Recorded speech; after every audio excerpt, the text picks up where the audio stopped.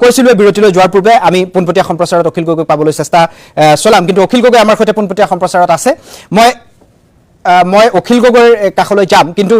অখিল গগৈ যিবোৰ কথা কৈছে সেই কথা অখিল গগৈৰ মুখেৰে মই শুনিম কিন্তু চিন্ময় বৰাই বহুকেইটা গুৰুত্বপূৰ্ণ বিষয় ইয়াতে উত্থাপন কৰিলে অমল পাটৰি মই আপোনাৰ কাষলৈ আহিছো 26টা উচ্চ মাধ্যমিকত 26টা বিষয়ত কোনো ধৰণৰ শিক্ষক নোহোৱাকৈ চলিছে বুলি অখিল গগৈও কৈছে চিন্ময় বৰাইও কৈছে ৰাজনীতি বিজ্ঞানৰ শিক্ষকে সংগীত শিকাইছে অৰ্থনীতিৰ শিক্ষকে বিউটিচিয়ান শিকাইছে এনেকে ধৰণৰ এনেকে শিক্ষা ব্যৱস্থা চলি আছে বুলি তেওঁলোকে কৈছে লগতে এই চৰকাৰী বিদ্যালয়ত শিক্ষাৰ্থী হ্ৰাস হোৱা যেটো প্ৰসংগ অখিল গগৈ উত্থাপন কৰিছে আপোনালোকৰ ফালৰ পৰা তথ্য বিভ্ৰাট বুলি কৈছে তথাপিতো অখিল গগৈ সংবাদ মেলত কিছু তথ্য সদৰি কৰিছে আৰু শিক্ষামন্ত্ৰীক এক প্ৰকাৰ চ্যালেঞ্জেই কৰিছে মই আপোনাৰ প্ৰতিক্ৰিয়াটো ল'ব খুজিছো অখিল গগৈ ডাঙৰীয়াই যিবিলাক কথা কয় সংবাদ মাধ্যমতে হওক বিধানসভাতে হওক তাৰ 60% মিছা 40%ৰ সত্যতা থাকে উদাহৰণস্বৰূপে মই ক'ব বিচাৰিছো তেখেতে যিটো শিক্ষা অসমৰ চৰকাৰী মাধ্যমৰ বা অসমীয়া মাধ্যমত শিক্ষাৰ্থীৰ সংখ্যা হ্ৰাস পোৱা বুলি কৈছে হ্ৰাস পোৱাটো সৰ্বভাৰতীয় হাৰতকৈ অসমত কম সৰ্বভাৰতীয় হাৰ 4.4% অসমত 4.1 মই অখিল গগৈ ডাঙৰীয়াক অনুৰোধ জনাইছো আপোনাৰ বিধানসভা সমষ্টিৰ অন্তৰ্গত লক্ষ্মীনাথ বেজবৰুৱা প্ৰাথমিক বিদ্যালয়ত নামভৰ্তিৰ বাবে চৰকাৰী মাধ্যমৰ বিদ্যালয় শতবৰ্ষ গৰকি যোৱা বিদ্যালয় নামভৰ্তিৰ বাবে আগদিনা ৰাতিৰ পৰা নিখাৰ পৰা ফৰ্ম বিচাৰি মানুহে লাইন পতা বিভিন্ন সংবাদ মাধ্যমত বাতৰি প্ৰচাৰ কৰিছে শিৱসাগৰ চৰকাৰী উচ্চতৰ মাধ্যমিক বিদ্যালয়ৰ সংখ্যা বাঢ়িছে অসমত এনেকুৱা বহুত স্কুল আছে মই কেইখনমান স্কুলৰ নাম আপোনাক কৈ দিওঁ আপুনি কালি অনুসন্ধান কৰিব গুৱাহাটী ৰিফাইনেৰীত MGM নুনমাটি চৰকাৰী উচ্চতৰ মাধ্যমিক বিদ্যালয় অসমীয়া মাধ্যমৰ বিদ্যালয় ৰিফাইনেৰীয়ে নচলায় অসম চৰকাৰৰ অধীনৰ বিদ্যালয় তাত হাইস্কুল শিক্ষান্ত পৰীক্ষাৰ ৰিজাল্ট 100% তাত 5% তাত অভাৱনীয়ভাৱে ছাত্ৰ ছাত্ৰীৰ সংখ্যা বাঢ়িছে মাইবং উচ্চতৰ মাধ্যমিক বিদ্যালয় য'ত নেকি ডন বস্কো আছে বিভিন্ন চৰকাৰী মাধ্যমৰ বিদ্যালয় আছে সেই মাইবং চৰকাৰী উচ্চতৰ মাধ্যমিক বিদ্যালয়ত এনেকুৱা এটা পৰিৱেশ হৈছে তাৰ ফলাফল ভাল হোৱাৰ কাৰণে যোৱাবাৰ সিট দিব পৰা নাই আৰু এই গোটেই কথাবিলাক ভাবি 150খন বিদ্যালয় উচ্চতৰ মাধ্যমিক বিদ্যালয় অসম চৰকাৰে 7 কোটি টকা ব্যয়েৰে নিৰ্মাণ কৰি ওলাইছে এটা সুন্দৰ আন্তঃগাঁথনি হয়তো এনেকুৱা আন্তঃগাঁথনি বহুত ব্যক্তিগত খণ্ডৰ বিদ্যালয়তো অসমত নাই এই বিদ্যালয়সমূহৰ আন্তঃগাঁথনি উন্নয়নৰ লগে লগে আজি শিক্ষা খণ্ডতে শিক্ষকসকলৰ কথাই চাওক এটা সময় আছিল আজিৰ পৰা 40 বছৰ আগতে যেতিয়া মোৰ এতিয়াও মনত আছে তদানীন্তন মুখ্যমন্ত্ৰী হিতেশ্বৰ শইকীয়া ডাঙৰীয়াই কোনো ইণ্টাৰভিউ নোহোৱাকৈ এখন স্লিপত লিখি দিছিল পিছদিনা এপইণ্টমেণ্ট হৈছিল আজি কিন্তু সেই পৰিৱেশ নাই মেট্ৰিকত কম্পাৰ্টমেণ্টেল পোৱাও 96ৰ আগতে মেট্ৰিকত কম্পাৰ্টমেণ্টেল পোৱায়ো হাইস্কুলত শিক্ষকতা চাকৰিত বৃত্তিত গ্ৰহণ কৰিছিল বা বৃত্তিৰ সুবিধা কৰি দিছিল এতিয়া যিসকল ছাত্ৰ ছাত্ৰীয়ে যিসকল শিক্ষকে অসমৰ চৰকাৰী মাধ্যমত যোৱা 15-20টা বছৰত সেই মাধ্যমত শিক্ষকতা কৰিছে সকলোৱে উচ্চ শিক্ষিত ব্যক্তি তেখেতসকলৰ বিএড ডিগ্ৰীৰ কথাটো মই বাদেই দিলোঁ সকলোৱে আছে দ্বিতীয়তে আপুনি তেওঁলোকৰ হাইস্কুল শিক্ষান্ত পৰীক্ষাৰ মাৰ্কছ চাব হাই সেকেন্ডাৰী মাৰ্কছ চাব আৰু যেতিয়া এপইণ্টমেণ্ট হৈছিলে এই মাৰ্কছৰ ওপৰতো প্ৰাধান্য দিয়া হৈছিলে যে ফাৰ্ষ্ট ডিভিজন পালে ইমান মাৰ্কছ থাকে ইণ্টাৰভিউত সেকেন্ড ডিভিজন ইমান কোনো কাৰো ফৰমাইছত এপইণ্টমেণ্ট হোৱা নাছিল যাৰ বাবে শিক্ষা খণ্ডটোত যথেষ্ট সংখ্যক ছাত্ৰ ছাত্ৰী উপকৃত হৈছে আৰু অসমৰ ফলাফলো যথেষ্ট ভাল হৈছে শিক্ষা খণ্ডত দ্বিতীয় কথা হ'ল আমি যি ইয়াত শিক্ষাৰ কথা পাতি আছোঁ অসমীয়া ভাষাৰ কথা আচলতে শিক্ষাৰ্থীৰ এনেকুৱা ছাত্ৰ ছাত্ৰীৰ সংখ্যা সৰ্বভাৰতীয় পৰ্যায়তে কমিছে ইয়াৰ কমাৰ কেইবাটাও কাৰণ আছে এইটো নহয় যে অসমীয়া ভাষাক এলাগী কৰা হৈছে ভাৰতবৰ্ষত যিমান ভাষা আছে যোৱা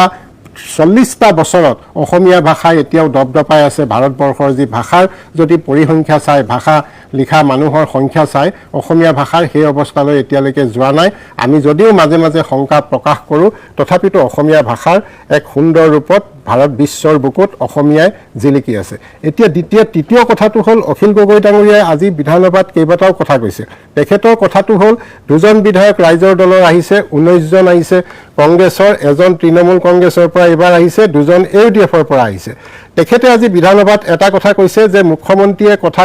কথা কওঁতে কোনো ক'ব নালাগে আৰু লিডাৰ অফ দ্য অপজিশ্যনে কথা কওঁতে কোনো ক'ব নালাগে গতিকে মই হেতুত একমত নহয় কংগ্ৰেছে কিয় কৰিছে নাজানো কংগ্ৰেছ বিজেপিৰ লগত কিজানি মিলি গৈছে এনেকুৱা ধৰণৰ বক্তব্য কৰিছে তেখেতে জনা উচিত এই বিধানসভাত আপুনি চাব আমি আগতে দেখিছোঁ যেতিয়া বিধানসভাৰ অধিৱেশন আৰম্ভ হয় তাৰ দুদিন আগতে দিছপুৰ লাষ্ট গেটত অসমৰ বিভিন্ন সংগঠনে ধৰ্ণা দিবলৈ আহি লাইন পাতি বহি যায়, পিছদিনা সংবাদ মাধ্যম যায় আৰু বিধানসভাৰ মজিয়াত সেই বিধায়কসকলে তাক লৈ বক্তব্য ৰাখে আৰু কিছুমান বিৰোধী দলে আহি তেওঁলোকক লগ কৰি মিডিয়াত ফটোখন দি বাহ লয়। অভাৱনীয়ভাৱে এইবাৰ তেনেকুৱা সংগঠনৰ সংখ্যা যথেষ্ট কম।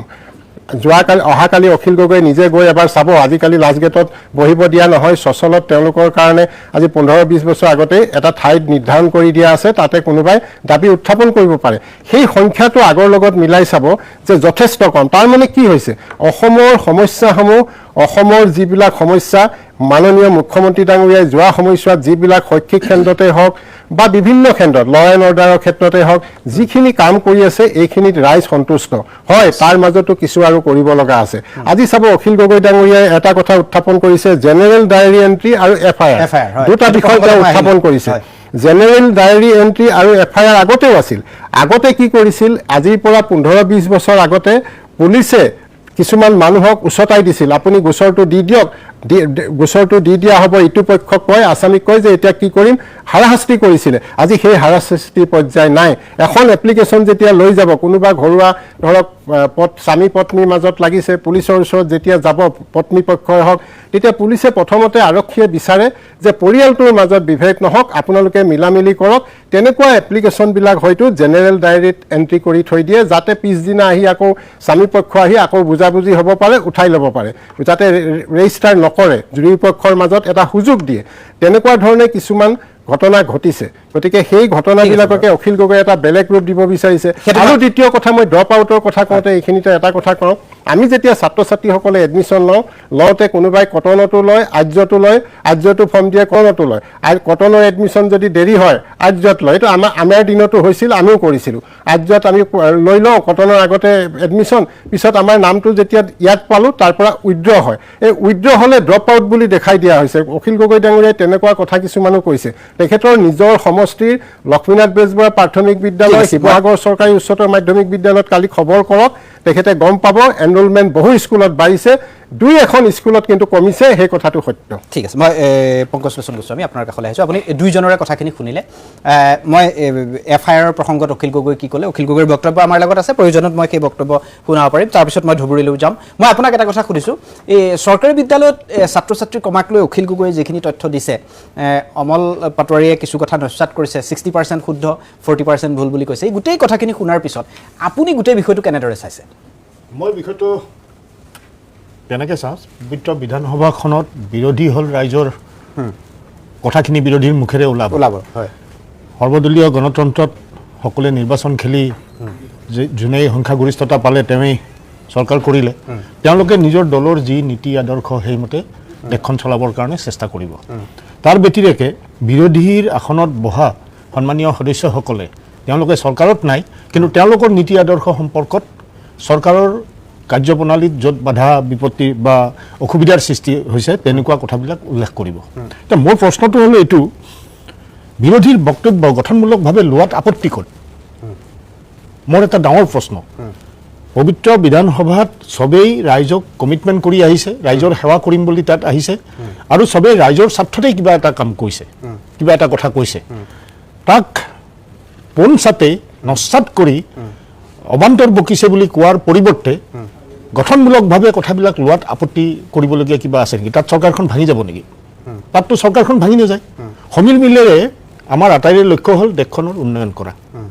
কোনে কেনেকৈ ছিট পাইছে, কোনে কেনেকৈ কেইজন জিকিছে, সেইবিলাক বিতৰ্কৰ বিষয়, সেইবিলাক ক'ব গ'লে বহুত বেলেগ কথা আছে। এতিয়া আজি যিখিনি কথা আলোচনা হ'ল, গগৈ ডাঙৰীয়াই যিখিনি কথা তাত উল্লেখ কৰিছে, যদি শক্তিশালী বিৰোধী থাকিলহেঁতেন তেতিয়াহ'লে এনেকুৱা কথা বহুত ওলালহেঁতেন। আজি তেখেতে কথা বেছিকৈ কয়। তেখেতে কৈছে, বিজেপিৰ মুখপাত্ৰগৰাকীয়ে এটা কথা অন্ততঃ স্বীকাৰ কৰিছে যে 60% মিছা কয় আৰু 40% সঁচা কয়। তেখেতে তাৰমানে অখিল গগৈ ডাঙৰীয়াই 40% যে সঁচা কয় সেইটো মানি ল'লে। যদি মানি ল'লে তেতিয়াহ'লে এই সঁচা কোৱাখিনিৰ কাৰণে কিবা কৰিব পাৰিব নেকি চৰকাৰে? তাৰমানে 40% সঁচা কথা কৈছে, ধৰি ল'লোঁ, আমি চৰকাৰৰ কথাই শুনিলোঁ বা বিজেপিৰ কথাই শুনিলোঁ। এই 40% যে সঁচা কথা ক'লে, 40% যে সঁচা কথা ক'লে, সেইখিনিৰ কাৰণে উত্তৰটো কি হ'ব? এইখিনিৰ কাৰণে উত্তৰটো কাৰ ওপৰত কেইটা কেছ আছে, কোন থানাত কেইটা কেছ আছে, এজন মন্ত্ৰীৰ মুখেৰে উচতনিমূলক বক্তব্য দি পেলাই বিধানসভাখন কলুষিত কৰাটো উচিত নে? তেখেতৰ বক্তব্য সুন্দৰভাৱে শুনি ঠিক আছে আপুনি এইটো ভাল কথা কৈছে, এইটো আমি চেষ্টা কৰিম বুলি কোৱাটো কি চৰকাৰখন ভাঙি যাব নেকি? তো পৰাজিত হোৱাৰ কথা আহিল নেকি ইয়াত? কোনোবাৰ ইগত হাৰ্ট কৰিলে নেকি? কিয় চবেই নিজৰ কথাখিনি কোৱাৰ প্ৰকৃত মঞ্চ এইখন। তেখেতে যিখিনি কথা কৈছে এইখিনি সঁচা মিছা যোৱাৰ আগতেই মই বিজেপিৰ কথাতেই টানি আনি ক'লো, তেখেতে কৈছে এইটো 40% সত্য। যদি 40% সত্য তেতিয়াহ'লে এই 40% নাইকিয়া কৰিবৰ কাৰণে চৰকাৰে কি ব্যৱস্থা ল'ব? চাওক, ইয়াত বিধানসভাত যেতিয়া চৰকাৰে বিভিন্ন কথাৰ উত্তৰ দিয়ে বা বিভিন্ন কথা বিৰোধীৰ পৰা শুনে, মই ভাবোঁ ব্যক্তিগতভাৱে এইটোৱে হোৱা উচিত, গণতান্ত্ৰিক পৰম্পৰা এইটোৱে যে আমি যদি চাওঁ নিৰ্বাচনত সিট কোনে কেইটা পালে সেইটো ডাঙৰ কথা নহয়, পাৰ্চেণ্টেজ কিমান পালে ভোটৰ, কিমান শতাংশ ভোট চৰকাৰে পালে, কিমান শতাংশ বিৰোধীয়ে পালে। তাৰমানে বিৰোধীত থকাখিনি শাসনকৰ্তা চৰকাৰ নহয় নেকি? তেওঁলোকৰ কথা কোনে ক'ব? কাৰণ চৰকাৰেতো চৰকাৰৰ কথা ক'ব, বাকী বিৰোধীখিনিহে বিৰোধীৰ কথা ক'ব। গতিকে অসহিষ্ণুতা যোৱা কিছুদিন ধৰি অসমৰ ৰাজনীতিত খুব দ্ৰুতগতিত আগবাঢ়িছে। এই অসহিষ্ণুতাই বিধানসভাৰ মৰ্যাদা লাঘৱ কৰিছে। কোনে কৰিছে কোনে কৰা নাই চবেই ৰাইজে দেখি আছে। এনেকুৱা ধৰণৰ কথা বতৰাই প্ৰকৃত সমস্যাৰ পৰা আঁতৰাই লৈ যায়। মোক আপুনি এটা কথা কওক, অখিল গগৈ ভাল কৈছে বেয়া কৈছে এইটো এটা বেলেগ ফালে এৰি দিয়ক আপুনি, কিন্তু যিহেতু তাত কিছু হ'লেও সত্যতা আছে, সেইখিনিৰ উত্তৰ দিবলৈ গৈ তেওঁৰ ওপৰত কেইটা কেছ আছে সেইটো কথা মন্ত্ৰী এজনে উত্তৰ দিবলৈ উচতনিমূলক কথা হয়নে নহয়? বিধানসভাক পদমৰ্যাদা তেখেতে হানি কৰিছে নে নাই?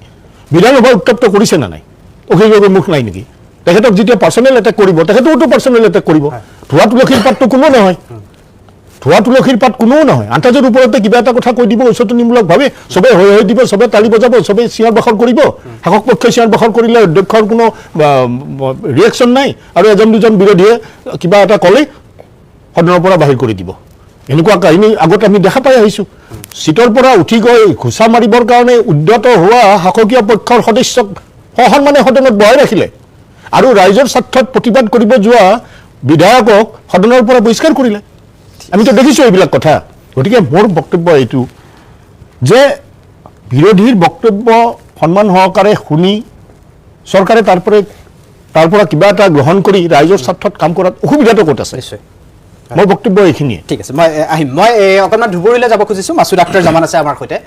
জামান ডাঙৰীয়া স্বাগতম জনাইছোঁ। আৰু আপোনাক সুধিছোঁ, আজি AIUDFেও পুছবেকক লৈ কিছু কথা কৈছে। আপোনালোকৰ এটা প্ৰতিনিধি দল ইতিমধ্যে লোকভৱনো পাইছেগৈ। UCC আপোনালোকে নস্বাত কৰিব খোজে, UCC আপোনালোকে বাতিল কৰাটোৱে বিচাৰিছে। আৰু কোনকেইটা বিষয়ত আপোনালোকৰ আজি আপত্তি আছে? বদৰুদ্দিন আজমলেতো অখিল গগৈক আপোনালোকৰ দলত চামিল হ'বলৈও কৈছে। তথাপিতো আজি যিহেতু সদনত এই পুছবেকক লৈ আপোনালোকৰ আপত্তি আছিল আৰু সদন ত্যাগো আপোনালোকে কৰিছে, আৰু UCC প্ৰসংগটো আপোনালোকে ৰাজ্যপালক সাক্ষাৎ কৰিছে। মই এই গোটেই আজি সদনৰ যিখিনি বিষয়, সেই বিষয়খিনিত আপোনাৰ মন্তব্য কি?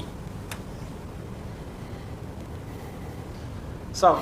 প্ৰথম কথাটো হৈছে যে পুছবেকৰ যেতিয়া কথাটো আহে তেতিয়া প্ৰথম কথাটো মই ক'বলৈ বিচাৰোঁ যে আমি AIUDF দল হিচাপে নাইবা মই ব্যক্তিগতভাৱে এইটো কেতিয়াও নিবিচাৰোঁ যে অসমত এজনো বাংলাদেশী থাকক। বাংলাদেশীৰ চৰণীয়া পথাৰ অসম হ'ব নোৱাৰে, কিন্তু বাংলাদেশীৰ নামত প্ৰকৃত ভাৰতীয় নাগৰিকক হাৰাশাস্তি কৰা, তেওঁলোকক কষ্ট দিয়া, অপমানিত কৰা, এইটো আমি কেতিয়াও সহ্য কৰিব নোৱাৰোঁ। এতিয়া পুছবেকৰ নামত কি হৈ আছে? পুছবেকৰ নামত ৰাতিৰ আন্ধাৰত সীমান্ত পাৰ কৰি আনকি খিলঞ্জীয়া অসমীয়া মানুহক, আপোনালোকে জানে চকিনা বেগমৰ কথা জানে, তেখেতৰ ভিডিঅ' চবে দেখিছে।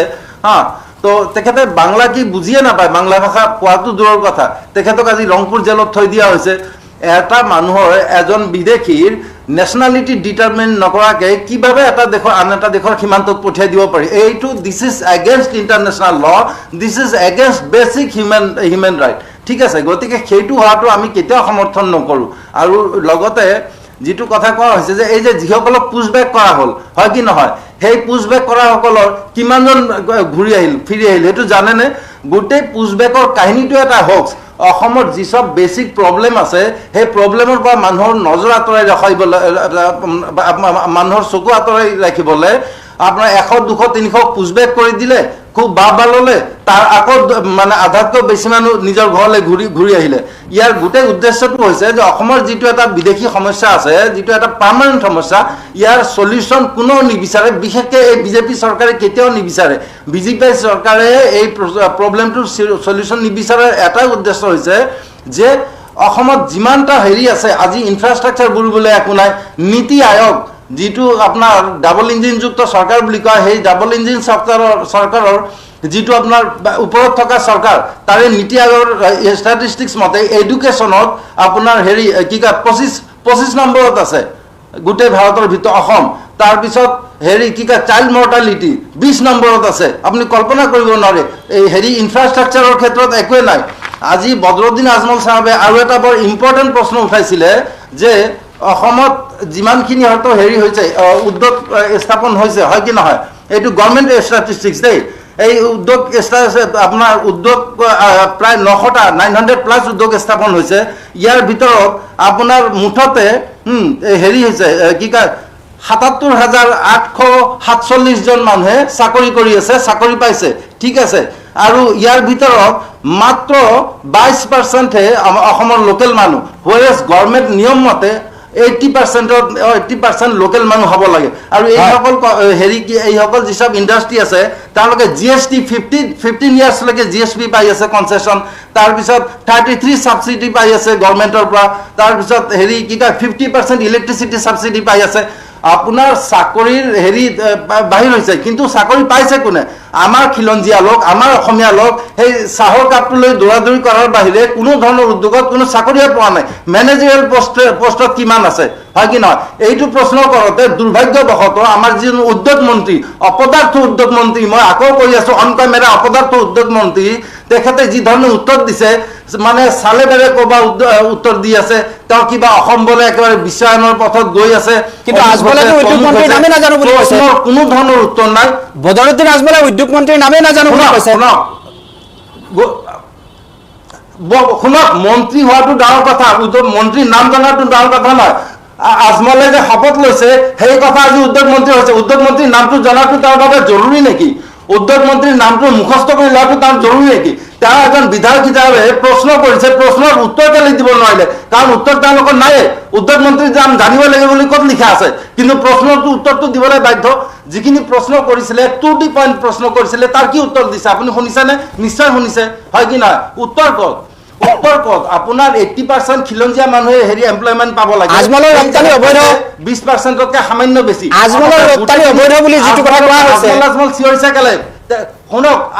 আপুনি যিসব কথা কৈছে আপুনি কথা কিন্তু মই চিঞৰা নাছিলো মোৰ কথাখিনি শুনক অকণ ধৈৰ্য ধৰক আপোনালোকে চৰকাৰ চলাইছে আপোনালোকে চলাই থাকিব অকণ ধৈৰ্য ধৰক আপুনি আজমলে যিখিনি জেনুইন কথা কৈছিলে তাৰ উত্তৰ কেলে উদ্যোগ মন্ত্ৰী দিব নোৱাৰিলে তেওঁ সুধিছে যে মোৰ নাম নাজানে তেওঁ আনকি পাৰ্চনেল এটাক কৰিছে যে আপুনি যিটো বিজনেছ চলায় সেইটো হয়তো ইলিগেল নে এই ধৰণৰ কিবা এটা শব্দ ইউজ কৰিছে আপুনি ভাবি চাওক যে বিধানসভাৰ মৰ্যাদা ক'লে অলকে নামাইছে এই বিজেপি চৰকাৰে গতিকে এইসব কথাৰ উত্তৰ কেলে দিব নোৱাৰিলে আৰু দ্বিতীয়তে পুছবেকৰ কথাটো হৈছে যে this is totally inhuman unconstitutional and against basic human right ঠিক আছে মানে পুছবেক গৰাকী বাংলাদেশী নহয় নেকি হেৰি কৰিবলৈ বহিষ্কাৰ কৰিবলৈ তেখেতৰ শুনক ৰ'ব মোৰ কথাটো শেষ কৰিবলৈ দিয়ক মোৰ কথাটো শেষ কৰিবলৈ দিয়ক এজন বিদেশী দেশৰ পৰা বহিষ্কাৰ কৰিবলৈ বিফৰ ডিটাৰমিনিং হিজ নেশ্যনেলিটি পৃথিৱীৰ কোনো আইনে যাকে তাকে যেনে তেনে ধৰি ৰাতিৰ অন্ধকাৰত সীমান্ত পাৰ কৰি দিয়াৰ নিয়ম নাই এইটো আপুনি জানে কি নাই after determining his nationality through diplomatic channel মানুহজনক বহিষ্কাৰ কৰা দৰকাৰ আৰু আমি বিচাৰো যে অসম বিদেশীৰ চৰণীয়া পথাৰ হ'বলৈ দিয়া নহ'ব হোৱাটো উচিত নহয় এটা শেষজন বিদেশী থকালৈকে ARDF দলে বিদেশীৰ এগেইনষ্টে মাত মাতি যাব কিন্তু এজনো ভাৰতীয় নাগৰিকক এটা ইনহিউমেন টৰ্চাৰ কৰা তেওঁলোকক সীমান্ত পাৰ কৰি পঠিয়াই দিয়ে খিলঞ্জীয়া মানুহৰ কথা কৈছোঁ মই গৰীয়া মানুহৰ কথা কৈছোঁ গৰীয়া মুছলমানৰ কথা কৈছোঁ এইটো কথা ARDF দলে কেতিয়াও হেৰি সমৰ্থন নকৰে বাদ বাকী থাকিল শিক্ষাৰ কথা বিভিন্নজনে কৈছে কিন্তু ARDF চাগে আপোনালোকে ভাবিছে যে ARDF শিক্ষাৰ প্ৰতি কোনো গুৰুত্বই নিদিয়ে মই এটা কথা কৈছোঁ শিক্ষাৰ ক্ষেত্ৰত নীতি আয়োগৰ যোৱা বছৰৰ যিটো ষ্টেটিষ্টিক্স মই চালে বেৰে কথা কোৱা নাই অসম 25 নম্বৰত আছে এমালগেশ্যনৰ নামত ইয়াৰ নামত টান নামত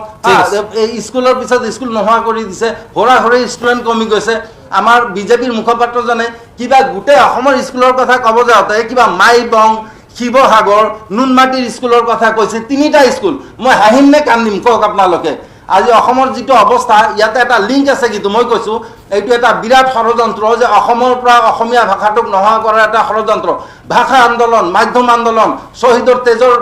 তেজৰ বিনিময়ত আজি অসম ৰাজ্য ভাষা হৈছে অসমৰ মূল ভাষা হৈছে অসমীয়া অসমীয়া মাধ্যমৰ স্কুল ৰ'ব মোক ক'বলৈ দিয়ক 1 মিনিট সামান্য সময় দিয়ক ইয়াৰ এটা লিংক আছে আজি বিধানসভাৰ অধ্যক্ষজনে দুৰ্ভাগ্যজনকভাৱে তেখেতে হিন্দীক ৰাষ্ট্ৰীয় ভাষা বুলি কৈছে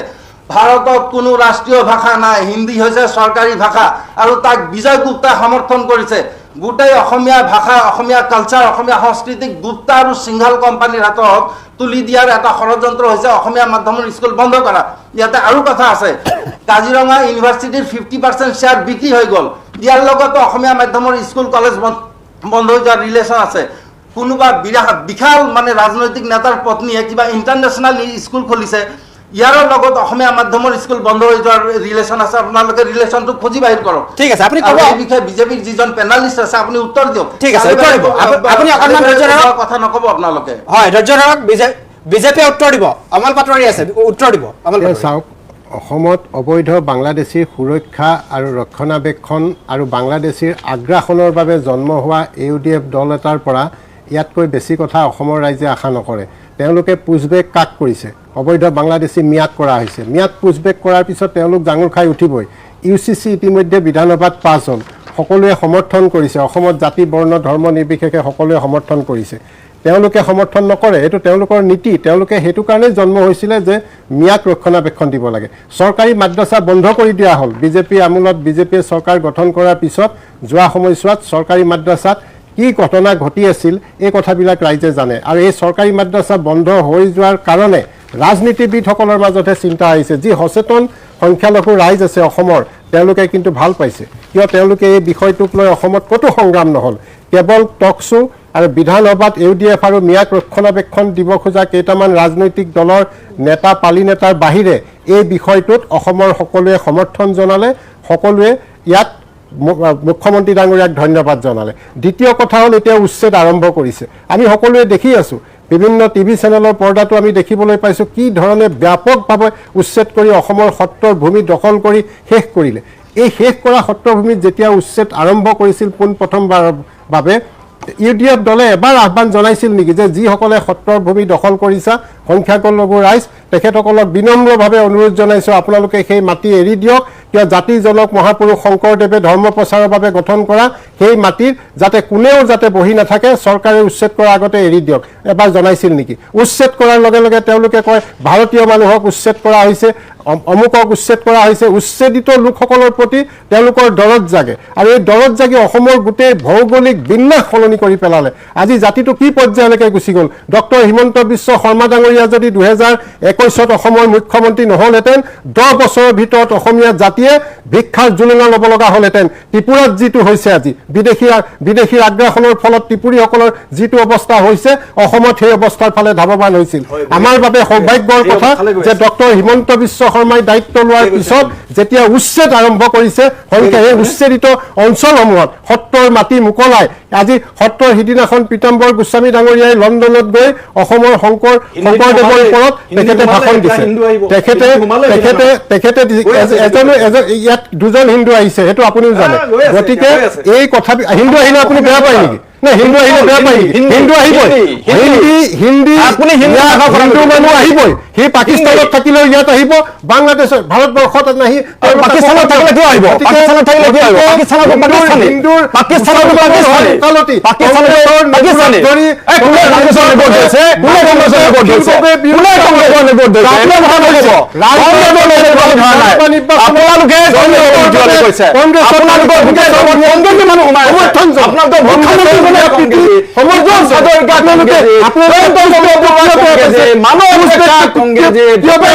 কংগ্ৰেছৰ মানুহে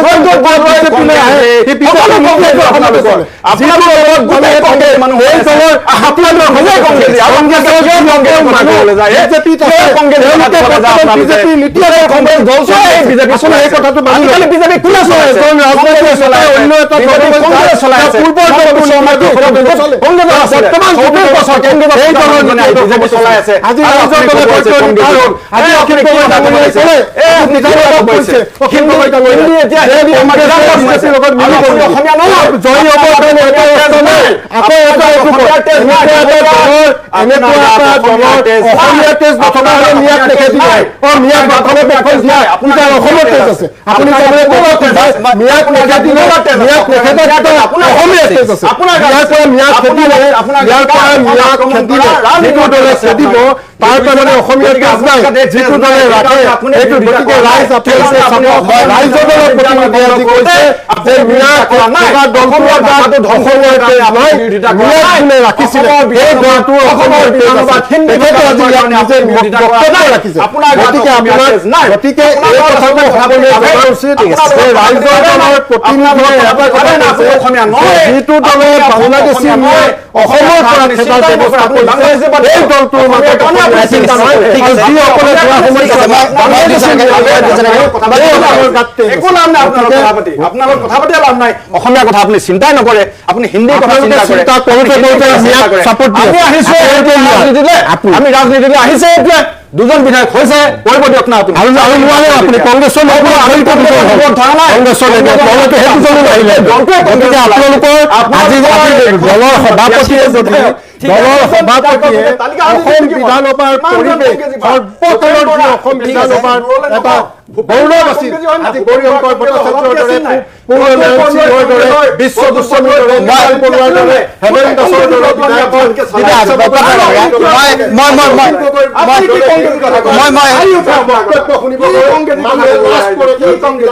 ঠিক আছে বাৰু ঠিক আছে ব্যক্তিগত আক্ৰমণ নালাগে কৰিব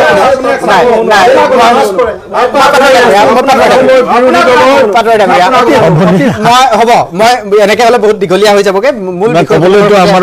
কথা পাতিব নোৱাৰিম আৰু বাকী কেইজন অতিথিও যিহেতু আছে হয় পংকজ গোস্বামী ডাঙৰীয়া মই আলোচনা অব্যাহত ৰাখিম এটা চমক বিৰতি ল'ম বিৰতিৰ পিছত আলোচনা অব্যাহত ইয়াত যিবোৰ বিষয়ক লৈ আজি আলোচনা হ'ল বা বিতৰ্ক হ'ল সেই বিষয় সন্দৰ্ভত আজি আমি কিছু কথা পাতি আছোঁ আজি অখিল গগৈয়ে সদনৰ ভিতৰত কেইবাটাও বিষয়ত বক্তব্য আগবঢ়ায় আৰু সদনৰ বাহিৰত তেওঁ আজি কিছু কথা মন্তব্য কৰিছে কিছু মন্তব্য কৰিছে প্ৰথম মই অখিল গগৈ আজি সদনৰ বাহিৰত কি কৈছিল অকণমান শুনাই ল'ব খুজিছোঁ আজিকালি থানাবিলাকত কোনো পধ্যে কোনো কেছ সেইটো যদি এটেম্প টু মাৰ্ডাৰ হয় ৰেপ কেছ যদি হয় ৰেপ কেছ হৈছে কিন্তু মৃত্যু হোৱা নাই তেতিয়াহ'লে সেই কেছটো আজিকালি থানাবিলাকত আজিকালি FIR নকৰে ৰেজিষ্টাৰ নকৰে গোটেই অসমত অকল বিজেপিয়ে অসমৰ মুখ্যমন্ত্ৰীয়ে কৈ দিয়া কথা কেছকেইটাহে ৰেজিষ্টাৰ কৰে অসমৰ থানাবিলাকত কেছবিলাকৰ এণ্ট্ৰি পূৰা কেছবিলাকৰ FIR ৰেজিষ্টাৰ কৰাটো বন্ধ কৰি দিলে সেইকাৰণে আজি মই অসম চৰকাৰৰ সন্মুখত প্ৰশ্ন উত্থাপন কৰি অসমৰ গৃহ বিভাগক একদম নাঙঠ কৰি দিলোঁ আৰু লগতে পীযুষ হাজৰিকা ডাঙৰীয়াৰ মুখ মই সম্পূৰ্ণৰূপে আজি বন্ধ কৰি দিলোঁ আজি মোৰ প্ৰশ্নৰ উত্তৰ দিব লাগে বুলি ভয় খাই অসমৰ মুখ্যমন্ত্ৰী হিমন্ত বিশ্ব শৰ্মা বিধানসভালৈকে নাহিলে ভয় খালে তেওঁ জানে যে মই কি প্ৰশ্ন কৰিছোঁ ভয় খাই হিমন্ত বিশ্ব শৰ্মা আজি বিধানসভালৈ নাহিলে উত্তৰ দিলে পীযুষ হাজৰিকাই আজি কান্দিবলগীয়া পৰিস্থিতি হ'ল মুখ বন্ধ হৈ গ'ল আৰু পীযুষ হাজৰিকাই কান্দো পৰিস্থিতি হ'ল আৰু মোক ব্যক্তিগতভাৱে আক্ৰমণ কৰিবলৈ বাধ্য হ'ল চিন্ময় বৰা ক'বলগীয়া বহুকেইটাই আছিলে কথা এই গুণোৎসৱত ভাল ফলাফল দেখুওৱা যিবিলাক জিলা আছিলে এইটো মই ক'বলগীয়া কথা নহয় তেওঁ স্বীকাৰ কৰিলে কথাটো ইতিমধ্যে আমাৰ বিজেপি দলৰ মুখপাত্ৰজনে যিবিলাক চৰকাৰী বিদ্যালয় আছে এইবিলাকত গুণোৎসৱত ভাল ফলাফল দেখুওৱা ভিতৰত শিৱসাগৰ একাধিক্ৰমে কেইবাবাৰো ভাল ফলাফল দেখা আহিছে আৰু সেইবাবে শিৱসাগৰ তেওঁ যিখন বিদ্যালয়ৰ নাম ক'লে সেই বিদ্যালয়খনত নামভৰ্তিৰ কাৰণে এনেকুৱা ধৰণৰ এইটো বহুত মানে শুভ লক্ষণ এনেকুৱা ধৰণৰ যিটো মানে জনপ্ৰিয়তা পাইছে মাজ জাতিৰ পাতে শাৰী পাতিছে হেতা ওপৰা লাগিছে এইটো ভাল কথা এইটো আচলতে কি উদাহৰণটো এখনৰ হ'ব নালাগিছিলে প্ৰতিখন বিদ্যালয়তে এইটো হ'ব লাগিছিলে উদাহৰণ দিবলৈ যে এখন হৈছে এইটো আচলতে ভাল কথা নহয় মানে প্ৰতিখন বিদ্যালয়তে এই অৱস্থাটো হ'ব লাগিছিলে কিন্তু এতিয়া হ'ল কি আমাৰ এই যে গণ্ডাই বিদ্যালয়বিলাক যে বন্ধ হৈ আছে আমাৰ LP স্কুল বন্ধ হৈছে ME স্কুল বন্ধ হৈছে LP স্কুল বন্ধ হোৱা নাই, বন্ধ হৈছে এমালগেশ্যন হৈছে। একে কথা মানে এমালগেশ্যন হোৱা মানে তিনিখন যেতিয়া বন্ধ হৈ যায় দুখন বন্ধ হৈ নাযায় জানো দাদা? বন্ধ নহয়, তিনিখন যেতিয়া থাকে থাকি যায়। দুখনটো বন্ধ হৈ যায় ষ্টুডেণ্ট থাকি যায় না, 3 না, কিলোমিটাৰ এইটো বন্ধ হৈ গ'ল বিদ্যালয় বন্ধ হৈ গ'ল। দুখনটো বন্ধ হৈ গ'ল ন গতিকে এই যে বন্ধ হৈছে তেওঁলোকে 7ৰ পৰা 11,000 বন্ধ হোৱা বহুত বুলি বন্ধ কৈছে হৈছে হয়। তেওঁলোক তাত মানে এটা কথা আছে যে 30 জনতকৈ যদি কম হয় 30 জন হয় না দাদা 30 into 1 30 জনতকৈ যদি কম হয় বেছিও তেতিয়া থাকিব স্কুলখন বন্ধ কৰি দিব লাগে আৰে এইটো কেনেকুৱা কথা নাই, এইটো সৰ্বভাৰতীয় পৰ্যায়ৰ নীতিটো কেনেকুৱা নীতি হ'ল কওক? এই নীতিটো আমি শিক্ষা খণ্ডত চৰকাৰে কৰা নাই, আমি তাৰ যদি আগৰে শিক্ষা কৰিছে খণ্ডত এইটো। যোনে কৰক এইটো এইটো আগৰ যোনে পৰাই কৰক যোনে কৰক এইটো গালে নচটিয়াব আজি এইটো গালে কাৰো দলৰ গালে নচটিয়াব মই মানে জেনেৰেলাইজ কৰি কথাটো কৈছো যদি শিক্ষাক আমি গুৰুত্ব নিদিওঁ শিক্ষা স্বাস্থ্য এই খণ্ডকেইটাক যদি গুৰুত্ব নিদিওঁ আমি ভৱিষ্যত কেনেকৈ গঢ়িম হয় না আপুনি কওক নাই, নাই, আপুনি মানি লয় গুৰুত্ব মই আৰু অলপ আগতে কি ক'লো? শিক্ষা খণ্ডটোক যদি আমি গুৰুত্ব নিদিওঁ অলপ আগতে শিক্ষাটো যদি আমি বিনামূলীয়া মই এই নকৰোঁ কথাখিনি শিক্ষাত যদি আমি GDP বেছি অংশ খৰচ নকৰোঁ হাই দাদা মোক ক'ব ছেকেণ্ডাৰী দিয়ক স্কুলবিলাকৰ মোক ক'ব দিয়ক হাই ছেকেণ্ডাৰী দাদা মোক ক'ব দিয়ক মই শেষ কৰি লওঁ অৱস্থাবিলাক দেখিছে আজি আন্তঃগাঁথনি কিমান যেতিয়া আমি উন্নত হৈছে। আন্তঃগাঁথনি উন্নত কৰাৰ লগতে শিক্ষাত যদি আমি GDP বেছি টকা খৰচ নকৰোঁ সেই টকাটো যদি আমি বেলেগত যদি খৰচ কৰোঁ আমাৰ কি লাভ হ'ব কওক 6% হয়নে NFP শিক্ষাত আমি খৰচ কৰিব লাগিব বেছিকৈ খৰচ কৰিব লাগিব। আৰে বেছিকৈ খৰচ কৰিলে আমাৰ যিখিনি ছাত্ৰ ছাত্ৰী আছে তেওঁলোকে ভালদৰে পঢ়িব দেশৰ ভাল নাগৰিক হ'ব দেশৰ ভাল এজন অভিযন্তা হ'ব দেশৰ এজন ভাল চিকিৎসক হ'ব তেওঁলোকে দেশৰ ধৰণী হ'ব দেশখন গঢ়িব পাৰিব আমি যদি পইচা নাই বুলি পোচাক বেয়া এযোৰ দিওঁ মিড ডে মিলটো বন্ধ কৰি দিওঁ স্কুল Mid-day meal বন্ধ কৰি দিওঁ সৰ্বভাৰতীয়, গতিকে অসম এইটো চৰকাৰৰ নহয়। কেনেকুৱা কথা গতিকে শিক্ষা খণ্ডটো ধ্বংস কৰাৰ লগতে অসমীয়া মাধ্যমটো ধ্বংস কৰা এটা চক্ৰান্ত বুলি ক'ব লাগিব চাব দেই কাৰণ কোনো গাত পাতি নল'ব মই এটা জেনেৰেলাইজ কৰি একেবাৰে সেইভাৱে এটা কথা কওঁ আমি চাগে ইয়াত গোটেইকেইজন পঢ়ি থকা দাদা আপুনিও চাগে অসমীয়া বিদ্যালয়তে পঢ়িছিলে অসমীয়া মাধ্যমত আমি গোটেইকেইজন অসমীয়া মাধ্যমত পঢ়া সকলোবিলাক অসমীয়া মাধ্যমত পঢ়া এজন শিক্ষাৰ্থী আপোনালোকে নিজেই মন কৰিব তুলনা কৰি চাব আপোনালোকৰ বন্ধু কোনোবা এজনৰ লগত সেইজনৰ আৰু লগতে এজন বেচৰকাৰী স্কুল ইংৰাজী মাধ্যমত পঢ়া বা বেলেগ মাধ্যমত পঢ়া ইংৰাজী মাধ্যম বুলি মই ক'লোঁ আপোনাৰ সেইজনৰ নিজৰ মাতৃভাষাটোৰ প্ৰতি মানে অসমীয়া ভাষাটোৰ প্ৰতি অসমীয়া জাতিটোৰ প্ৰতি কিমান দায়বদ্ধ আৰু আপুনি কিমান দায়বদ্ধতা আছে এইটো চাব দেই নহয় নাই কৰিব নালাগে কৰিব পাৰিব এই কথাটো এটা নীতি হিচাপে লৈ অসমীয়া ভাষাটো ধ্বংস কৰিবৰ কাৰণে অসমীয়া জাতীয়তাবাদ ধ্বংস কৰিবৰ কাৰণে অসমীয়া আৱেগ ধ্বংস কৰিবৰ কাৰণে অসমীয়াৰ ভৱিষ্যত ধ্বংস কৰিবৰ কাৰণে এটা ব্লু প্ৰিণ্ট তৈয়াৰ কৰিছে আৰু অসমীয়া মাধ্যমৰ স্কুলবিলাক এখনকৈ ধ্বংস কৰি আনি অসমীয়া সংস্কৃতি অসমীয়া ভাষা গোটেই যাতে একেবাৰে নিশ্চিন্ন কৰি পেলাব পাৰি ইয়াত যাতে দপদপাই উঠিব পাৰে বেলেগ এটা মানে সংস্কৃতি আমি দেখিছোঁ দিনে দিনে হিন্দী ঠাই পালে হিন্দী আহিলে সোমাই গ'ল এনেকুৱা কথাবোৰ আমি হ'ব দিব নোৱাৰোঁ যেতিয়ালৈকে জীয়াই থাকিম তেতিয়ালৈকে আমি কেতিয়াও এই পৰিৱেশটো আমি অসমত হ'ব দিব নোৱাৰোঁ অসমীয়া ভাষা থাকিব লাগিব অসমীয়া জাতি থাকিব লাগিব অসমীয়া মাটি থাকিব লাগিব ভাৰতবৰ্ষ স্বাধীন হোৱাৰ আগতে অসমত কেইবাখনো ইংৰাজী মাধ্যমৰ স্কুল আছিল ব্যক্তিগত খণ্ডৰ নাছিল ডন বস্কো আছিল বা সেন্ট মেৰিজ এনেকুৱা ধৰণৰ কেইবাখনো স্কুল আছিল আৰু এইটো আজিৰ কথা নহয় যে আজি হঠাতে ইংৰাজী মাধ্যমৰ ব্যক্তিগত খণ্ডৰ বিদ্যালয় আহিছে এই বিষয়বিলাক আপুনি খ্ৰীষ্টান মিছনেৰীসকলেই হওক বা বিভিন্ন সময়ত সেন্ট মেৰিজ হলিছে অসমততো 100তকৈ অধিক ডন বস্কো স্কুল আছে অসমীয়া অভিধান লিখাৰ ক্ষেত্ৰত অসমীয়া লিপি অসমীয়া গোটেইখিনি কামত কিন্তু খ্ৰীষ্টান মানি লৈছো মই সেইকাৰণে গতিকে আপুনি এতিয়া কোনোবাই খুলিছে আজি অসমত চাব 1,20,00,000 জনসংখ্যা আছিল 1980 চনত আজি 3,50,00,000 জনসংখ্যা আজি অসমৰ ছাত্ৰই বিশ্বজয়ৰ সপোন দেখিছে আজি জাপানী ভাষা অসমৰ ছাত্ৰই অধ্যয়ন কৰিছে যাতে জাপানত নিব মুখ্যমন্ত্ৰী ডাঙৰীয়া চিন্তা চৰ্চাবিলাক অসমৰ যুৱকক অসমৰ ছাত্ৰ সমাজক বিশ্বৰ বিভিন্ন দেশলৈ নিব বিচাৰিছে তেখেতসকলক এই বিষয়টোত বাধা দি পিনে এছামে খালি ক'ব খোজে যে অসমীয়া ভাষা কেনেকৈ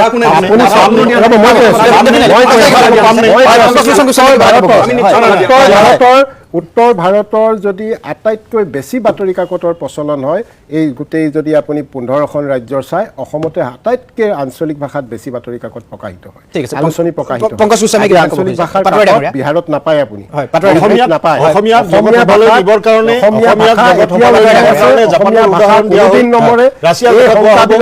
কিন্তু এই শংকাবিলাকে আমাৰ অন্যায় কৰে আমাৰ নতুন প্ৰজন্মক অন্যায়হে কৰিছে ঠিক আছে পংকজ গোস্বামী কিবা এটা ক'ব খুজিছে হয় কওক অসমীয়াক জগত সভালৈ নিবৰ কাৰণে জাপানৰ উদাহৰণ দিয়া হ'ল জাপানত ইংৰাজী কিমান মানুহে কয় 1 নম্বৰ কথা 2 নম্বৰ কথা আমি কেতিয়া ইংৰাজী মাধ্যমৰ বিৰোধিতা কৰিছোঁ নেকি আজিও কৰা নাই আগতেও কৰা নাই ভৱিষ্যতেও নকৰোঁ এতিয়া 3 কিলোমিটাৰ বেখাৰধৰ ভিতৰত স্কুল এমালগেমেশ্যন হৈছে 30 জন ছাত্ৰ ছাত্ৰী নাথাকিলে চৰকাৰী স্কুলত যাৰ সামৰ্থ্য আছে প্ৰাইভেট স্কুলে ৰঘুমলাৰ দৰে এনেকৈ শিপাইত গৈছে যে সবে এটা ষ্টেটাছ চিম্বল হিচাপে লৈছে যে ব্যক্তিগত খণ্ডৰ কিমান দামী স্কুল আছে তাত মোৰ ল'ৰা পঢ়িব লাগে মোৰ ছোৱালী পঢ়িব লাগে কিন্তু এই চৰকাৰী মাধ্যমৰ স্কুলত কোনে পঢ়ি আছে দুখীয়া মানুহখিনি পঢ়ি আছে 3 কিলোমিটাৰ আঁতৰলৈ 6 বছৰীয়া ছাত্ৰ এজন বা ছাত্ৰী এগৰাকীক লৈ যাবৰ কাৰণে হয় মাক নতুবা দেউতাকক লাগিবই তাত ৰৈ থাকিব লাগিব তাৰ পৰা আনিব লাগিব গতিকে ছাত্ৰ ছাত্ৰীক শিক্ষা দিয়াৰ কাৰণে অভিভাৱকৰো গোটেই দিনটো ব্যস্ততাত থাকি গ'ল এতিয়া এনেকুৱা ক্ষেত্ৰত স্কুল ড্ৰপ আউটৰ কথাটো যিটো কোৱা হৈছে তাক সৰ্বভাৰতীয়ৰ জৰীপেৰে উত্তৰটো কিয় দিব লাগে সৰ্বভাৰতত কি হৈছে এইটো বাদ দিয়ক আমাৰ ইয়াত কি হৈছে সেইটো চাওক সৰ্বভাৰতীয় জৰীপ স্বাধীনতাৰ আগৰ আইন স্বাধীনতাৰ আগৰ চৰকাৰে কৰিছে বা বিজেপি চৰকাৰে কৰা নাই আগৰ চৰকাৰে কৰিছে এইবিলাক কাৰণতেতো ভাৰতীয় জনতা পাৰ্টিক ভাৰতৰ ৰাইজে শাসনত বহালে এতিয়া শাসনত বহাৰ পিছত আজি 12 বছৰে কেন্দ্ৰত 11 বছৰে ষ্টেটত কি কৰিলে ভেটি নোহোৱাকৈ চাকৰি দিলে ভাল কথা তেখেতসকলে কৈছে আগতে ভেটি দি চাকৰি লৈছিল কিন্তু তেখেতসকলে এটা কথা নকলে RTI কোনে আনিলে RTI কাৰণে আজি কোনো মন্ত্ৰী বিধায়কে স্লিপত চাকৰি দিব নোৱাৰে হয়নে স্বাধীনতাৰ পিছৰ পৰা দেশখন যিটো প্ৰক্ৰিয়াৰে চলি আছিল তাত খুঁটিনাটি আছে আৰু সমসাময়িকভাৱে তেতিয়াৰ চৰকাৰবোৰে এটাৰ পিছত এটাকে তাক উন্নতিকৰণ কৰিবৰ কাৰণে আইন প্ৰণয়ন কৰি দেশৰ শাসন ব্যৱস্থা চলাই আহিছে তাৰ ফলশ্ৰুতিত আজি এই অৱস্থাটো পাইছে স্বাধীনতা পিছত দেশ যেনেকৈ চলি আছিলে তাত ত্ৰুটি থকাটো স্বাভাৱিক সেইকাৰণে সংবিধানখন 100 কিমানবাৰ এমেণ্ডমেণ্ট হ'ল আৰু ভৱিষ্যতে হ'ব গতিকে আজি এখেতসকলে যি কৰিছে ভাৰতীয় জনতা পাৰ্টিয়ে যি কৰিছে তেখেতসকলে যেনেকৈ 70 বছৰে 60 বছৰে আগৰ চৰকাৰে কি কৰিলে বুলি সমালোচনা কৰিলে তেখেতসকলেও সাজু থাকক যে 20 বছৰ পিছত 11 বছৰে অমুক চৰকাৰে কি কৰিল বুলি তেখেতসকলকো সমালোচনা কৰিব গতিকে সমালোচনাৰ ঊৰ্ধত কোনো নহয় এতিয়া চাকৰিৰ ক্ষেত্ৰত যিটো কথা কৈছে চাকৰি দিয়াৰ ক্ষেত্ৰত তেখেতে উল্লেখ কৰিছে যে এনেকুৱা দিন কোনোবাই ভাবিছিল নেকি কিয় নাভাবিম আমিতো ভাবিয়ে আছোঁ আমি ভাবি থকা কাৰণে RTI অহাৰ পিছত কোনো মন্ত্ৰী বিধায়কে স্লিপত চাকৰি দিব নোৱাৰিলে এতিয়া কওক আপোনালোকে 5 বছৰত মানে 1,50,000 চাকৰি দিলে ৰিটায়াৰ্ড কিমান হ'ল যোৱা 5 বছৰত কিমান মানুহ ৰিটায়াৰ্ড হ'ল ভেকেঞ্চি কিমান খালী আছে বিভাগবিলাকত কিমান চাকৰি খালী আছে এই কথাবিলাক কোনে ক'ব এইবিলাক কথাটো তেখেতসকলে মাত নামাতে দ্বিতীয় কথা ৰাজনৈতিক কথা বতৰাত আহোঁ এই যে মিয়া এই কথা বতৰা এইবিলাক কংগ্ৰেছক সমালোচনা আগৰ চৰকাৰক সমালোচনা এইবিলাক কৰিবৰ কাৰণে তেখেতসকলে যোৱা 11 বছৰত কি কৰিলে নে ক্লজ 6 তেখেতসকলে আখৰে আখৰে পালন কৰিম বুলি কৈছিল কৰিলে নেকি ক'ত আছে সেইখন বিপ্লৱ শৰ্মা কমিটিৰ প্ৰতিবেদনখন ক'ত আছে কৰিলে নেকি তাততো স্পষ্টকৈ লিখা আছে অসমক তেখেতসকলে ডিলিমিটেশ্যনৰ পিছত ক'লে অহা 100 বছৰৰ কাৰণে অসম সুৰক্ষিত হৈ গ'ল তাৰ পিছতেই নিৰ্বাচন আহিল তেতিয়াই ক'লে মোগলৰ আক্ৰমণ হ'ব তাৰমানে এবছৰতে সুৰক্ষিত অসম ঠাণ্ডা হৈ গ'ল নেকি সুৰক্ষিত কৰিবৰ কাৰণে বিপ্লৱ শৰ্মা কমিটিয়ে যি প্ৰতিবেদন দিলে সেইখন কাৰ্যকৰী কিয় নকৰিলে এই কথাবিলাক তেওঁলোকে নকয় এই মিয়া এই কিবা হিন্দু মুছলমান এই ধৰণৰ কথা বতৰা পাতল কথাবিলাক ৰাজনীতিটো তেওঁলোকে সোমাই পৰিছে বিধানসভাতো সোমাই পৰিছে এখন মানে চাব নোৱাৰা অৱস্থা এটা সৃষ্টি হৈছে গতিকে প্ৰকৃত কথাত গুৰুত্ব দিয়ক নহ'লে সময়ে আজি আপোনালোকে 70 বছৰ আগৰ চৰকাৰক যেনেকৈ সমালোচনা কৰিছে আপোনালোককো অহা দিনবিলাকত সমালোচনা কৰিব মই এবাৰ ধুবুৰীলৈ যাম মাছুদ আখতাৰ জামান মই আপোনাৰ কাষলৈ আহিছোঁ হয় চাওক প্ৰথম কথাটো হৈছে যে যিসকলে আজি অসমীয়া বুলি চিঞৰিছে তেওঁলোকে কিন্তু CAA বলবৎ কৰি অবৈধ বাংলাদেশীৰ উপনিৱেশ বনাব খুজিছে অসমত তেওঁলোকে CAA বলবৎ কৰি অসম চুক্তিৰ 5 নম্বৰ আৰু 6 নম্বৰ দফা নস্যাৎ কৰি পেলালে 800 শ্বহীদৰ তেজেৰে যিটো অসম চুক্তি তৈয়াৰ কৰিছিলে ঠিক আছে তেওঁলোকে আজিলৈকে আপোনাৰ 6 জনগোষ্ঠীৰ জনজাতিকৰণৰ বিষয়ে একোৱে নকৰিলে আপোনাৰ central minister for tribal affairs Durga Das তেখেতে নিজে কৈছে পাৰ্লিয়ামেণ্টত যে যোৱা 3 বছৰ এই বিষয়ে কোনো কথাই হোৱা নাই জনজাতিকৰণৰ বিষয়ে 6 শিডিউলৰ কি হ'ল হয় কি নহয় আপোনাৰ 16 মেৰ পিছত বোলে সব বাংলাদেশী টানি টপলা বান্ধি ওলাই গুচি যাব লাগিব অসমেৰি আপোনাৰ যোৱা 11 বছৰে 16টা আপোনাৰ 11টা 16 মে গুচি গ'ল। কেইজন বাংলাদেশী তেওঁলোকে পঠিয়ালে? সকলো দলে আমি বিচাৰোঁ, কংগ্ৰেছ হওক, ৰাইজৰ দল হওক, AIUDF হওক, সকলোৱে বিচাৰোঁ যে অসমত এটাও বাংলাদেশী নাথাকক। আমিতো কংগ্ৰেছত নাই, কংগ্ৰেছটো হেৰি চৰকাৰত নাই, ৰাইজৰ দলটো চৰকাৰত নাই, AIUDFটো চৰকাৰত নাই, এওঁলোকৰ ডাবল ইঞ্জিনযুক্ত চৰকাৰ আছে। যোৱা 11 বছৰ কেইজন বাংলাদেশী পঠিয়ালে কওক? উত্তৰ দিয়ক। আৰু অসমীয়া তেওঁলোকে কৈছে, আপোনালোকে অসমীয়া কৈছে, অসমীয়া হেৰি সংজ্ঞা কিহে? মিয়া বুলি চিঞৰিছে, আপোনালোকে মানুহ পোলাৰাইজ কৰিছে ধৰ্মৰ ভিত্তিত। মিয়াৰ সংজ্ঞা কি আপোনালোকে দিছেনে? আনকি অসম চুক্তিতো অসমীয়াৰ কোনো সংজ্ঞা নাই। এতিয়া মোৰ ক'বলৈ বেয়া লাগিছে, মই তথাপিও কৈছোঁ অন কেমেৰা, কোনোবা বাপেৰৰ পুতেকে কাকবাক মিয়া বুলি ক'লে সি মিয়া হৈ যাব নেকি? কোনোবা বাপেৰৰ পুতেকে নিজকে অসমীয়া বুলি অসমীয়া হোৱাৰ চাৰ্টিফিকেট দি ফুৰা বুলি ক'লেই সেইটো মানি ল'ব নেকি মানুহে? দ্বিতীয়তে উচ্ছেদৰ কথাটো আহিল, ঠিক আছে, উচ্ছেদ কৰি কিনে মই আজি কৈ আছো এটা কথা, অসমত যিমানখিনি মিয়া বুলি যিসকলক কয়, অৰ্থাৎ বাংলাভাষী মুছলমান, ঠিক আছে, যিমানখিনি মিয়াৰ মাটি উচ্ছেদ কৰা হৈছে তাতকৈ বেছি খিলঞ্জীয়া লোকৰ মাটি উচ্ছেদ কৰা হৈছে। পলাশবাৰীত উচ্ছেদৰ ওপৰত উচ্ছেদ হৈ আছে খিলঞ্জীয়া মানুহৰ, হেৰি আদানীক দিবলৈ, এৰ'চিটি বনাবলৈ। কাৰ্বি আংলঙত উচ্ছেদ হৈছে, ধেমাজিত উচ্ছেদ হৈছে, মৰিগাঁৱত উচ্ছেদ হৈছে, আপোনাৰ পৰ্বতঝৰাত উচ্ছেদ হৈছে। আজি এই চব মাটি লৈ পিনে আদানী ৰামদেৱ আম্বানীক দিয়া হৈ আছে। আদানী ৰামদেৱ আম্বানী এওঁলোকে অসমীয়া নেকি কওক? এওঁলোকৰ বৰ্তমান চৰকাৰৰ কাৰণে অসমীয়া কোন জানেনে? আদানী, ৰামদেৱ, আম্বানী, সিংঘাল, গুপ্তা। অসমৰ মই আজিৰ দিনত কৈ ৰাখিছোঁ, অসমীয়া আৰু অসমীয়া জাতিৰ, অসমীয়া ভাষা সংস্কৃতিৰ এটা ভয়াৱহ দিন আহি আছে। আপোনালোকে 10 বছৰ ৱেইট কৰক। যদি এই গভৰ্ণমেণ্ট যদি থাকে, যদি এইভাৱে চলে, তেতিয়াহ'লে ভয়াৱহ অৱস্থা হ'ব। অসমত অসমীয়া বিচাৰি পোৱা নাযাব, অসমীয়া সংস্কৃতি বিচাৰি পোৱা নাযাব। মই ইতিমধ্যে কৈছোঁ যে এই যে আপোনাৰ অসমীয়া মিডিয়ামৰ ষ্টুডেণ্ট নোহোৱা হৈ গৈ আছে, এই যে আমাৰ অধ্যক্ষ ডাঙৰীয়াই কৈছে যে হিন্দী হেৰি কি কয় ৰাষ্ট্ৰীয় ভাষা, হিন্দী কেতিয়াও ৰাষ্ট্ৰীয় ভাষা নহয়, হিন্দী চৰকাৰী ভাষা। আৰু এই আপোনাৰ সিংঘাল আৰু হেৰি বিজয় গুপ্তাই তাক ছাপৰ্ট কৰি আছে। এই সকলোবোৰৰ মাজত কিন্তু এটা লিংক আছে, গোটেইখিনি এটা লিংক আছে। চৰকাৰী মাধ্যমৰ স্কুলৰ ষ্টুডেণ্ট এনেই নোহোৱা হৈ গৈ থকা নাই, অসমীয়া ভাষাটো নোহোৱা কৰি পেলোৱাৰ কাৰণে এইটো এটা বৃহৎ ষড়যন্ত্ৰ। এই ষড়যন্ত্ৰ আমি গম পোৱা নাই। আজি মানে আশাত আমি সকলো বাদ দি দিছো। 2 দিন পিছত এই কথা গম পোৱা যাব যে কি অৱস্থা হ'ব। এই চৰকাৰ অহা 10 বছৰ থাকে। বিজেপিৰ অমল পাটোৱাৰী আপোনাক কিবা এটা ক'ব খুজিছে? বিপ্লৱ শৰ্মা চুক্তিৰ কি, বিপ্লৱ শৰ্মা কমিটি 2019 চনৰ আপোনালোকে কি কৰিলে? উত্তৰ দিয়ক। UDF দলৰ প্ৰতিনিধিগৰাকীয়ে ৰাষ্ট্ৰীয় ভাষা হিন্দীক অসমত প্ৰচলন কৰাৰ তেওঁ বিৰোধিতা কৰিছে। তেওঁ ৰাষ্ট্ৰীয় ভাষা হিন্দীক বিৰোধিতা কৰাই তেওঁ যে দেশক ভাল নাপায়, তেওঁ যে মিয়াৰ পৃষ্ঠপোষক, সেই কথাটো ওলাই গৈছে। অসম বিধানসভাত বিৰোধী দলৰ শক্তিশালী হোৱাটো গণতন্ত্ৰৰ সকলো সভাকাৰীকে গণতন্ত্ৰক ভাল পোৱা সকলোৱে বিচাৰে। আজি অতি দুৰ্ভাগ্য, এই বিধানসভা যিকেইগৰাকী 24 গৰাকী বিৰোধী দলৰ বিধায়ক আহিছে, তাত মাত্ৰ 2জন হিন্দু, 22 জন মিয়া আহিছে। এতিয়া 22 জন মিয়া আহি এতিয়া পুজবেকৰ কথা উত্থাপন কৰে, UCCৰ কথা উত্থাপন কৰে, তেওঁলোকে উত্থাপন নকৰে অসমৰ নিবনুৱা সমস্যাৰ কাৰণে উদ্যোগ লাগে, অসমৰ প্ৰত্যেক জিলাতে মেডিকেল লাগে, অসমৰ প্ৰত্যেক জিলাতে ইঞ্জিনিয়াৰিং কলেজ লাগে। এইবিলাক বিষয় তেওঁলোকে উত্থাপন নকৰে। তেওঁলোকে উত্থাপন কৰিছে আম্বানীক মাতি দিলে, আদানীক মাতি দিলে, ৰামদেৱক মাতি দিলে। আপুনি জনা দৰকাৰ, আম্বানী, আদানী, ৰামদেৱ ভাৰতবৰ্ষৰ প্ৰতিখন ৰাজ্যৰ মুখ্যমন্ত্ৰীয়ে মাতি আছে তেওঁলোকক ইনভেষ্ট কৰিবৰ কাৰণে, কিন্তু তেওঁলোকে প্ৰতিখন ৰাজ্যত অহা নাই। সেই ৰাজ্যসমূহৰ গ্ৰোথ চাইছে, তেওঁলোকৰ সেই ৰাজ্যসমূহৰ ইকনমি, সেই ৰাজ্যসমূহৰ ল এণ্ড অৰ্ডাৰ চিটুৱেশ্যন চাই আহিছে। আজি অসমত যে ইমানকে আহিছে তাৰ একমাত্ৰ কাৰণ হ'ল অসমৰ গুৱাহাটীখন চাউথ ইষ্ট এছিয়াৰ গেটৱে বুলি ধৰিছে। এতিয়া নৰেন্দ্ৰ মোদী ডাঙৰীয়াই প্ৰধানমন্ত্ৰীৰ চকীত বহাৰ পিছত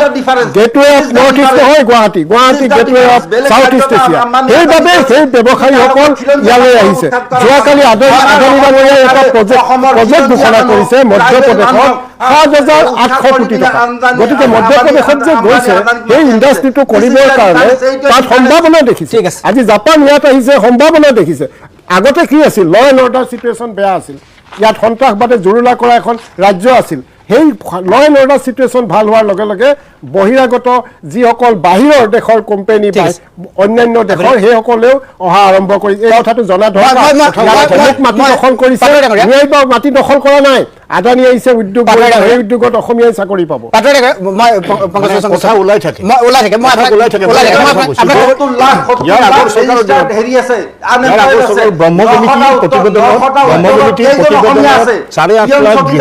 ভূমিহীন মানুহৰ তালিকা তেখেতে চৰকাৰক জনাইছে তেখেতে কৈ থাকিলে মাছুদ ডাঙৰীয়া 900টা উদ্যোগৰ ভিতৰত 900টা উদ্যোগৰ ভিতৰত কেইজন অসমীয়াই পাইছে ঠিক আছে মাছুদ ডাঙৰীয়া আপুনি অকণমান ৰ'ব আপোনালোকে মাছুদ ডাঙৰীয়া আপুনি অকণমান ৰ'ব